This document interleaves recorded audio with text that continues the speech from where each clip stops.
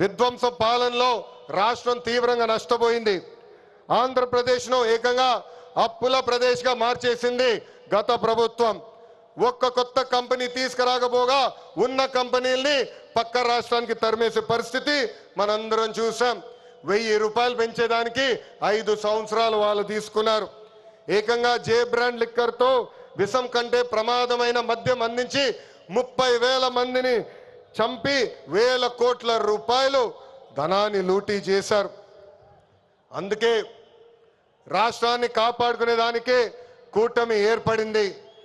ప్రజల కోసం గౌరవ ప్రధానమంత్రి నరేంద్ర మోడీ గారు మన చంద్రన్న జనసేన అధినేత నాకు అన్న సమానమైన పవనన్న అందరూ అజెండాలు పక్కన పెట్టుకొని పని చేశారు. ప్రజలు మన్ని ఆశీర్వదించారు, కూటమిని ఆశీర్వదించారు.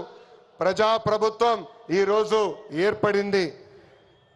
ఎన్ని ఆర్థిక ఇబ్బందులున్నా ఇచ్చిన ప్రతి హామీ కూటమి ప్రభుత్వం నిలబెట్టుకుంటూ ముందరికెళ్తుంది.